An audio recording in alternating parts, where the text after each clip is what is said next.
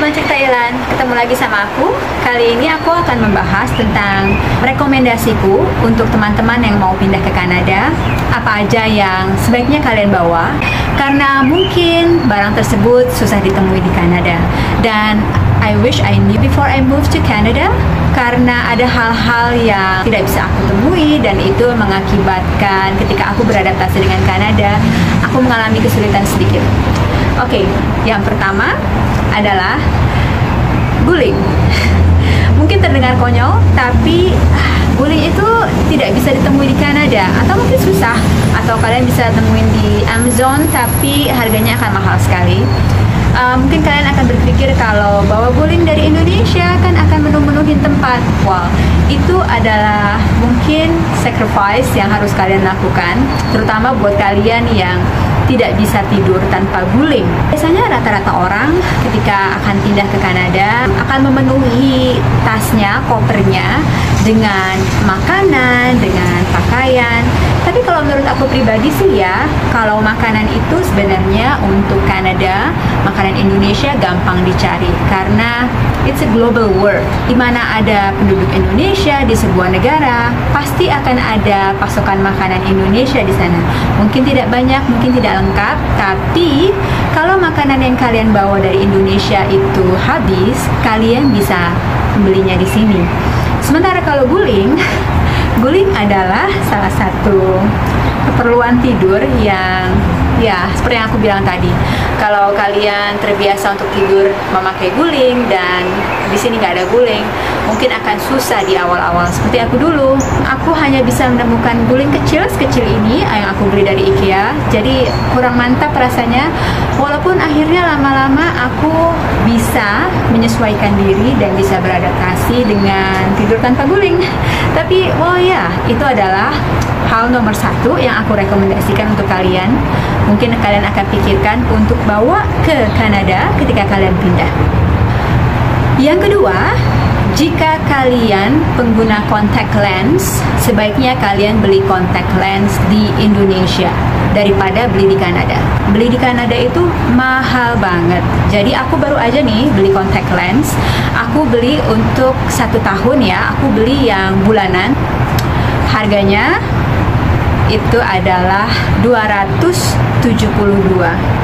Sementara kalau di Indonesia aku pikir harganya lebih murah, $272 ya, bukan 272.000. Jadi 2 juta, hampir 3 juta loh. Jadi mahal banget.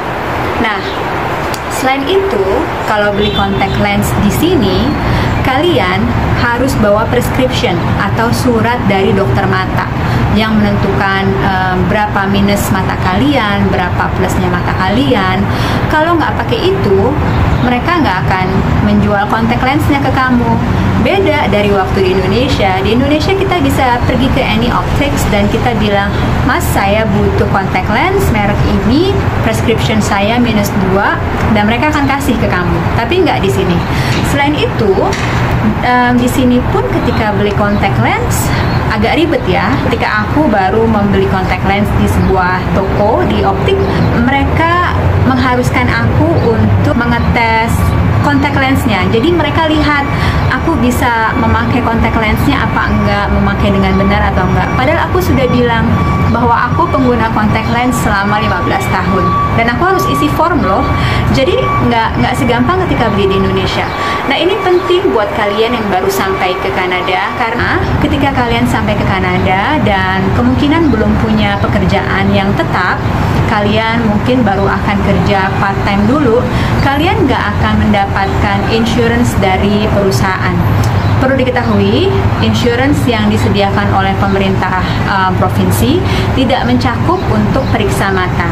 Jadi, periksa mata itu biasanya ditanggung oleh asuransi dari kantor kalau disediakan oleh kantor.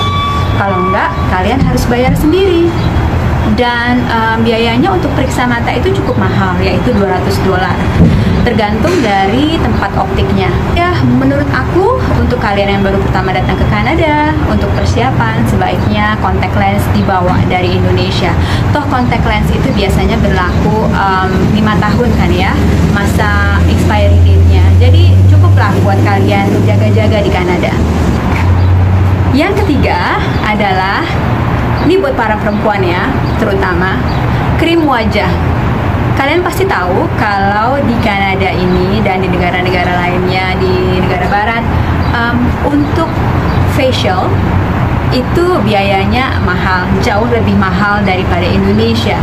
Jadi kalau kalian punya prone skin kayak aku yang mewajibkan kalian untuk facial, atau kalian punya krim muka tertentu yang cocok sama kalian, sebaiknya kalian persiapkan dari Indonesia krimnya. Karena ketika di sini untuk pergi facial itu yang aku alami ya, pengalaman aku harus pergi membayar biaya facial itu $100 sekali datang. Preference orang ya, ada yang bersedia membuang uang $100 seminggu sekali untuk perawatan wajah, ada yang teruskan untuk oke, aku akan merawat wajahku sendiri aja sebaik mungkin. Menurut aku itu adalah salah satu hal yang patut kalian pertimbangkan untuk kalian bawa ke Kanada. Krim wajah Indonesia itu bagus loh dan cocok untuk kulit muka Indonesia. Sementara kalau krim-krim di sini itu karena memang dibuat untuk iklim yang bukan iklim tropis ya. Jadi aku mengalami kesulitan untuk menemukan krim wajah yang cocok di sini. I leave that to you. Ini adalah rekomendasiku krim wajah. Yang keempat adalah bawa obat-obatan. Karena tidak ada penyakit MAH di Kanada. Kalau kalian mencari obat-obatan MAH yang berat seperti yang dijual di Indonesia dan kamu bisa minta ke I don't know, Watsons atau apotek-apotek lain, mereka biasanya menyediakan obat khusus untuk MAH. Kalau di sini kalian mendeskripsikan MAH, kemungkinan besar kalian akan dikasih Pepto-Bismol. Pepto-Bismol itu lebih kayak kalau kalian mengalami gastrik atau kelebihan gas di perut yang mengakibatkan sakit di perut. Kalau kalian bilang MAH itu ulcer, mereka mungkin akan minta surat dari dokter, karena untuk mendeteksi ulcer stomach itu harus ada alat yang masuk ke dalam tubuhmu dan ngecek ususmu benar-benar luka apa enggak. Anyways, bottom line, kalau kalian penderita MAH akut dan kalian belum terbiasa dengan bagaimana menghandle MAH di Kanada, mungkin kalian akan bawa obat-obatan dari Indonesia dulu. Nanti ketika sampai sini, kemudian pelan-pelan mulai mencari tahu, berdiskusi dengan family doctor tentang penyakit MAH ini dan obat apa yang sebaiknya dibeli. Itu rekomendasi aku. Gitu aja ya dari aku. Moga-moga apa yang aku ceritakan di sini, apa yang aku rekomendasikan bisa menjadi manfaat untuk teman-teman semuanya. Sampai ketemu lagi. See ya.